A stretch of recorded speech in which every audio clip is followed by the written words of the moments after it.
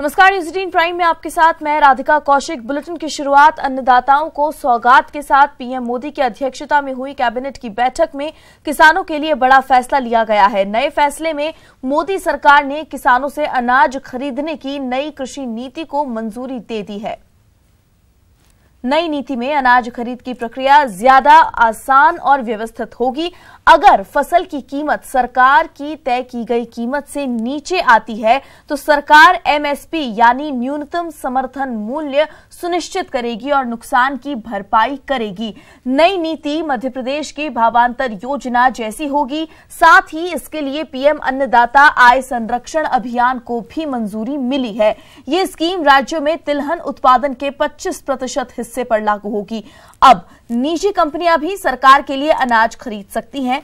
इसके लिए एफसीआई जैसी सरकारी एजेंसियों को मंजूरी दी गई है। साथ ही बैठक में एथेनॉल के दाम में 25% बढ़ोतरी को भी मंजूरी मिली। इस फैसले से चीनी मिलों को ज्यादा फायदा होने वाला है। इसके साथ ही कैबिनेट के फैसले के बाद प्रेस कॉन्फ्रेंस करते हुए रेल मंत्री पीयूष गोयल ने एनपीए के मुद्दे पर कांग्रेस पर वार किया। वहीं पेट्रोलियम मंत्री धर्मेंद्र प्रधान ने कहा कि बैठक में पेट्रोल डीजल के दाम पर चर्चा नहीं हुई।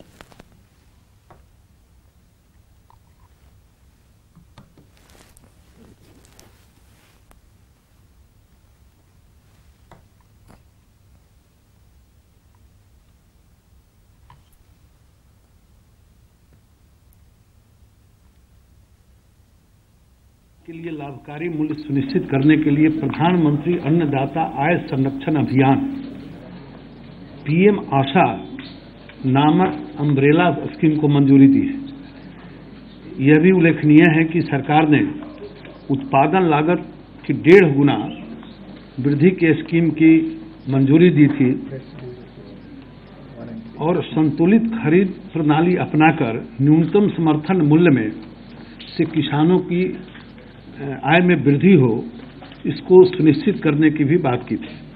वास्तव में किसानों की आय की संरक्षा में भारत सरकार द्वारा ये ऐतिहासिक कदम उठाया गया है। बैंकों के लोन को जो बढ़ाने का काम इस 6-8 वर्षों में हुआ,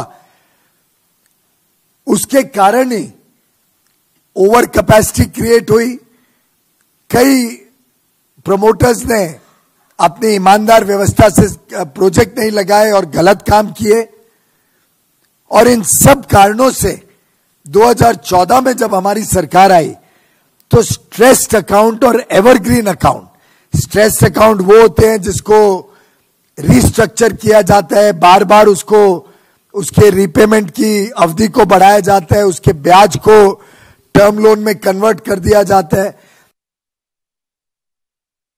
राफेल एयरक्राफ्ट डील पर भले ही विपक्ष सवाल खड़े कर रहा है, लेकिन वायुसेना प्रमुख ने इस पर खुशी जताई है। उन्होंने कहा कि ये सौदा चीन और पाकिस्तान जैसे परमाणु शक्ति संपन्न देशों की किसी संभावित हमले से निपटने में एयरफोर्स की मदद करेगा।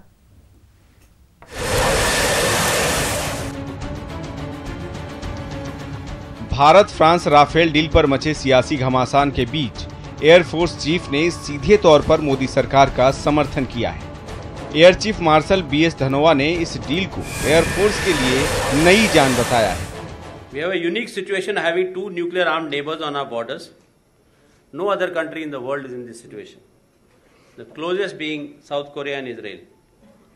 We are facing an insurgency which is aided from across the border, and we have a situation in which our adversaries are rapidly mobilizing. यही नहीं, एयर चीफ ने यह भी कहा है कि इस डील से एयरफोर्स की पुरानी तकनीक को अपग्रेड करने में मदद मिलेगी। Finally, 12 squadrons of LCA Mark II, which would be capable of replacing the MiG-29, the Mirage 2000, and the Jaguar aircraft. But we can't have an air force of only medium tech platforms. We need to have fighters which will win the high-end fight. The proposed induction of high-end fighter fits into.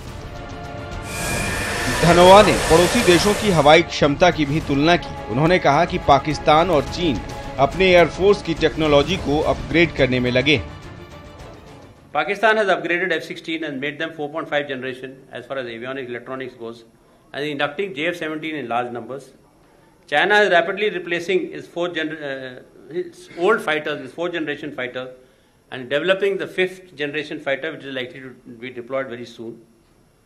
Since our neighbors have replaced their second and third generation aircraft, modern aircraft, we also have to upgrade equally. Rafale deal पर केंद्र सरकार के फैसले को सही बताते हुए धनोआ ने कहा कि इंडियन एयरफोर्स को पड़ोसियों से सुरक्षा के लिए हमारे पास 42 स्क्वाड्रन है, जिसमें अभी केवल 31 ही काम कर रही है। एयरफोर्स को 11 स्क्वाड्रन की सख्त जरूरत है। राफेल डील की तारीफ करते हुए एयर चीफ मार्शल ने साफ कर दिया कि इस डील से इंडियन एयरफोर्स को नई जान मिलेगी। Bureau report, news 18 network. क्या भगोड़ा माल्या सच बोल रहा है या फिर उसने जानबूझकर साजिश रची है?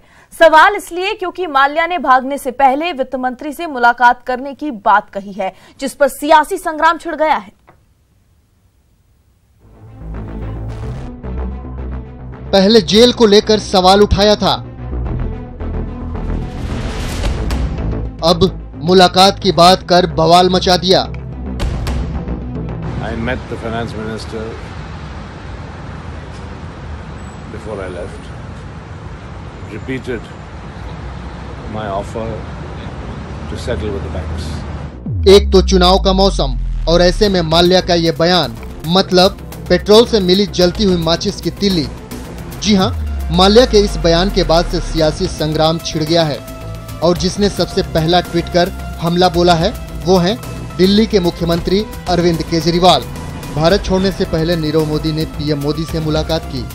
विजय माल्या ने भारत छोड़ने से पहले वित्त मंत्री से मुलाकात की। लोग जानना चाहते हैं कि इन मीटिंग में क्या बात हुई। मौके की नजाकत और आरोपों की गंभीरता को देखते हुए वित्त मंत्री ने भी इस मुद्दे पर सफाई देने में देर नहीं लगाई। पहले तो उन्होंने ट्वीट कर माल्या से मुलाकात को तथ्यात्मक रूप से झूठा करार दिया और मुलाकात कैसे और किस परिस्थिति में हुई ये भी जग जाहिर कर दिया। तो भागते भागते मेरी तरफ आए और कुछ शब्द कहने लगे कि मैंने कुछ सेटलमेंट की प्रस्तावना की है। तो मैंने उनको कॉन्वर्सेशन एंटरटेन करने का अवसर भी नहीं दिया और केवल ये कहा कि आप जो कहना है बैंकर्स को कहिए, क्योंकि मुझे इस बात की जानकारी थी कि वो इस तरह के ब्लफ पहले भी करते रहे हैं और वापस पैसा करना ये उनकी कभी भी नीयत नहीं थी। जेटली ने माल्या की मुलाकात को अनौपचारिक बताया, जो कि एक सांसद की हैसियत से संसद के गलियारे में हुई थी, लेकिन कांग्रेस के लिए इस जवाब का कोई मतलब नहीं। सरकार पर हमला बोलने का इससे बेहतर मौका भला और क्या हो सकता है। वैसे जेटली ने भी जवाब देने में देर नहीं लगाई। जब पूरे देश को मालूम था, माल्या को मालूम था, बैंक्स को मालूम था, वित्त मंत्रालय को मालूम था, मंत्रिमंडल को मालूम था, माननीय प्रधानमंत्री और उनके सभी मंत्रिमंडल को मालूम था, तो कांग्रेस ने झूठ नीति को राजनीति का एक तंत्र बनाया है और कांग्रेस एक भ्रष्टाचार में दबी हुई पार्टी है जिसका एक इतिहास रहा है और हम जैसे लोग जो कई दशकों से राजनीति में हैं और साफ सुथरी राजनीति करते रहे हैं, इस प्रकार की राजनीति को समझ पाना भी उनके बस का नहीं। एनपीए को लेकर पूर्व आरबीआई गवर्नर रघुराम राजन के खुलासे के बाद से कांग्रेस बैकफुट पर थी। अब माल्या के बयान ने कांग्रेस को बड़ा मौका दे दिया है। Bureau report, news 18 network. Karauli के बाद पर्वतसर में भी कांग्रेस ने अपना शक्ति प्रदर्शन किया। मंच पर पीसीसी चीफ सचिन पायलट, संगठन महासचिव अशोक गहलोत, राजस्थान प्रभारी अविनाश पांडे, सीपी जोशी और मोहन प्रकाश समेत कई कांग्रेस के दिग्गज नेता मौजूद रहे।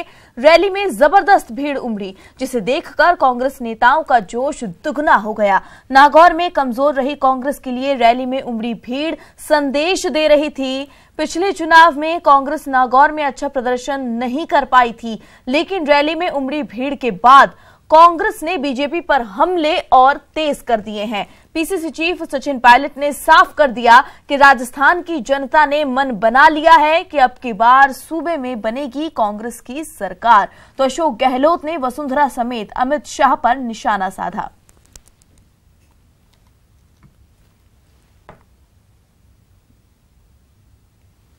वहीं चुनावी मौसम में वार पलटवार तेज हो गया है। अशोक गहलोत ने गौरव यात्रा को विदाई यात्रा करार दिया, तो बीजेपी ने भी फौरन पलटवार किया। अरुण चतुर्वेदी ने कहा कि आगामी चुनावों के बाद कांग्रेस देश से ही विदा होने वाली है। उनकी विदाई यात्रा है, ये आज आम लोगों में भावना है, क्योंकि 4.5 साल तक मुख्यमंत्री जी किसी से मिली नहीं है इतना करप्शन हुआ है, नीचे से ऊपर तक कोई कल्पना नहीं कर सकता। और तो बजरी तक को नहीं छोड़ा जो गरीब के घर बनाने में काम आती है।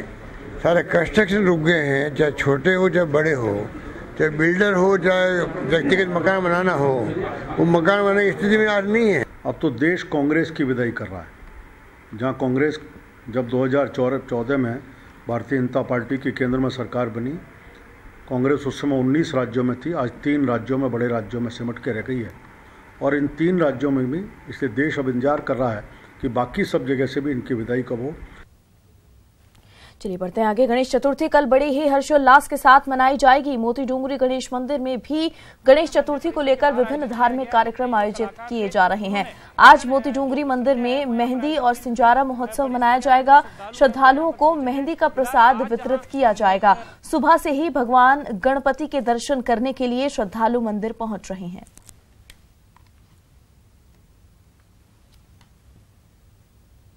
वहीं सवाई माधोपुर के रणथंभौर की हरी भरी वादियां भगवान त्रिनेत्र गणपति के जयकारों से गूंज रही है। मध्य प्रदेश, गुजरात समेत अन्य राज्यों के श्रद्धालु रणथंभौर आ रहे हैं। ये नजारा सवाई माधोपुर के रणथंभौर में मौजूद प्रसिद्ध पावन स्थली त्रिनेत्र गणेश जी मंदिर का है। यहाँ श्रद्धालुओं का सैलाब उमड़ रहा है। गुरुवार से गणेश चतुर्थी की शुरुआत हो रही है, इसलिए हर किसी के मन में एक ही आस है कि किसी तरह त्रिनेत्र गणेश जी के दर्शन हो जाएं। कहते हैं यहाँ सच्चे मन से मांगी मुराद पूरी होती है। पूरे शहर में बड़ी तादाद में श्रद्धालु गणपति बप्पा से अपनी मुराद मांगने पहुँच रहे हैं। इस मंदिर में भगवान गणेश त्रिनेत्र रूप में विराजमान है, जिसमें तीसरा नेत्र ज्ञान का प्रतीक माना जाता है। इसलिए ज्ञान और सुख समृद्धि की कामना लेकर त्रिनेत्र गणेश मंदिर में गणेश जी के दर्शन के लिए पहुंचे श्रद्धालुओं की कतारें लगने शुरू हो गई हैं। न्यूज़ 18 राजस्थान के लिए सवाई माधोपुर से गिरिराज शर्मा की रिपोर्ट। और इसी के साथ फिलहाल इस बुलेटिन में इतना ही। राजस्थान की बाकी की खबरों को देखने के लिए आप विजिट कर सकते हैं हमारी वेबसाइट news18rajasthan.com पर।